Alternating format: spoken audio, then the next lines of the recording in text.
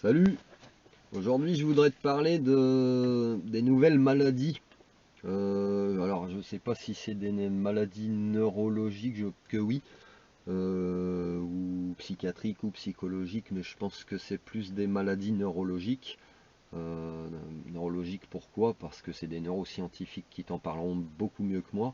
Et puis, parce que les causes à effet de tout ce que je vais te dire, eh ben, c'est que ton cerveau potentiellement il est abîmé ou bloqué sur certaines choses, bloqué avec certaines choses. Voilà, je m'explique. Je vais te parler aujourd'hui des dits TDA ou TDAH. Qu'est-ce que c'est? Le TDA, c'est le trouble déficit de l'attention. Le TDAH, c'est trouble de déficit de l'attention avec hyperactivité. Qu'est-ce que c'est que ces nouvelles maladies? D'où elles sortent? Donc ces nouvelles maladies, eh ben, ce sont des troubles de l'attention comme c'est écrit dans le titre, avec ou sans hyperactivité. Donc l'hyperactivité pour l'instant va l'arrêter. Un trouble de l'attention, c'est quoi? Bah, par exemple, tu as tes enfants qui vont se préparer un petit truc et puis ils vont laisser le gaz allumé ou le four allumé. Ça peut arriver à tout le monde. Ça peut arriver à tout le monde. Mais si tu prends le temps d'observer, tu vas t'apercevoir que bah, c'est peut-être arrivé plusieurs fois ou souvent. Ou ton gamin, par exemple, bah, tu lui as dit plein de fois, bah éteins ta lumière avant de partir. Ouais, ouais, ouais, ouais. Mais il ne le fait jamais. Donc, prends le temps d'observer pourquoi je parle des enfants. C'est une maladie, c'est une nouvelle maladie qui. Tu vas comprendre de toute façon, tu vas comprendre. Ça touche d'abord les enfants de toute façon. Et tes enfants sont des futurs adultes, hein, sache-le. Donc un adulte qui a des troubles de l'attention, Euh, bah, ça veut dire que tu vas conduire ta voiture, tu mettras pas le clignotant, tu conduiras les rétros rabattus, tu n'auras même pas fait attention, tu conduiras pas en pleine conscience comme on te dit, ça veut dire que tu seras en mode pilote, potentiellement tu es un danger pour toi-même et pour les autres. Tu comprends le raisonnement? Mais ces maladies, pourquoi elles touchent les enfants? Eh ben, moi j'ai envie de te dire que c'est l'impact des écrans, de la lumière bleue. Et ça, ça rediscours de certains neuroscientifiques qui préviennent sur les risques de l'exposition trop jeune, euh, d'enfants trop jeunes devant les écrans, ou l'exposition prolongée sur plusieurs années. Quand ton gamin il a 5 ans, tu le claques déjà sur des jeux vidéo. Quand il va avoir 15 ans, tu verras le genre de problème que tu auras, tu seras dans ces troubles de l'attention que je viens de t'expliquer. C'est-à-dire qu'il se fera son petit casse-croûte, son petit croque-monsieur, et puis il te laissera le toaster allumé, potentiellement il foutra le feu chez toi. Tu comprends les dangers maintenant?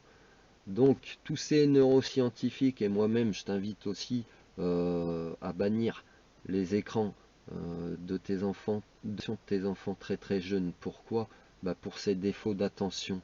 Maintenant, j'arrive à l'hyperactivité. Si tu mets ton enfant 3 heures devant les dessins animés toute la journée, euh, alors qu'il aurait peut-être plus besoin de sortir dehors, se défouler, jouer, etc. Déjà, il commencera même plus à être en relation avec le monde vraiment, le monde réel, quoi.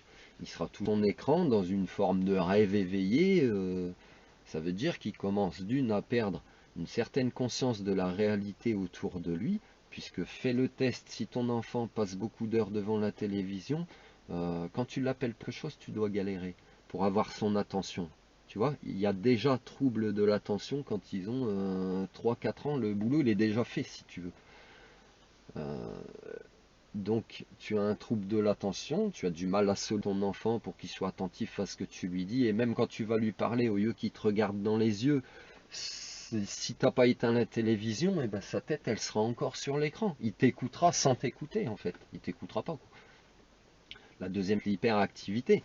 L'hyperactivité, ça veut dire qu'il n'est pas dans son monde réel, il est dans son monde de rêve et tout, dessin animé, ceci, cela, donc il va commencer à quand même avec son énergie un petit peu débordante à s'amuser, à sauter, à sauter, à sauter, voilà, à être hyperactif. par manque d'attention, tu lui demanderas d'arrêter, ben, il va te dire oui, mais il va continuer, puisque de toute façon, c'est rentré là, c'est sorti là. Tu comprends maintenant? Et voilà, donc ce qui fait que tu as un enfant qui est pas attentif et qu'en plus, quand il est en train de, bah, potentiellement, lui, il est dans le jeu, mais en grandissant, il sera peut-être dans un jeu qui serait peut-être un malsain. Je pense au harcèlement scolaire, par exemple, où là, ah, ça m'amuse, je vais commencer à prendre du plaisir. Tu comprends? Donc le jeu aussi, il a des limites, il faut les poser toi en tant que parent.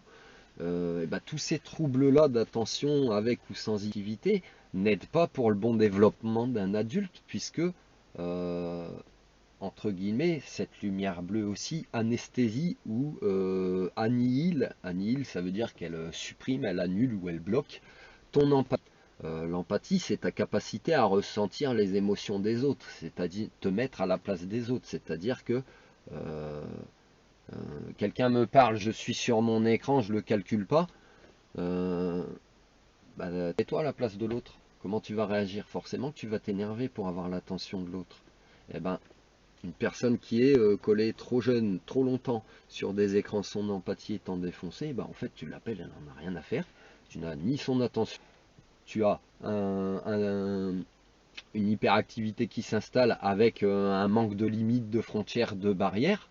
Et en plus, eh ben, tu auras ce défaut ou cette totale absence d'empathie, c'est-à-dire que tu auras un jeune adulte bah, qui potentiellement fera du mal autour de lui ou à lui-même et n'en aura même pas conscience. Voilà les nouvelles maladies du 21e siècle via la technologie et les écrans. Maintenant, faire ton propre opinion, tes propres recherches. Euh, un neuroscientifique célèbre qui s'appelle Boris Cyrulnik qui prévient, je le cite souvent dans mes vidéos parce qu'il ça fait des années et des années qu'il prévient sur les risques. Je m'étonne encore qu'il soit encore en vie d'ailleurs. Mais, euh, mais voilà quoi. Faut se poser beaucoup de questions et puis il n'y a pas que ça parce que on a toujours une responsabilité, c'est-à-dire que bah, on nous donne des choses dans les mains, mais c'est à nous de bien les utiliser. Enfin, on nous donne, personne te force à acheter une télé, personne te force à acheter un téléphone à ton enfant qui est très jeune, ou une tablette, personne t'oblige à le coller plusieurs heures devant, tu es parent, tu es censé passer du temps avec, l'élever, etc. La télévision ou les machins, c'est ni plus ni moins ton moyen, toi de parent, d'avoir la paix. Ah ouais, ah ouais. Mais bon, c'est ton choix d'éducation de ton enfant, ben après, j'ai envie de te dire, les retomber plus tard, faudra pas que, faut pas se plaindre derrière, quoi. Faut pas se plaindre derrière. Donc je t'invite à faire toutes tes recherches.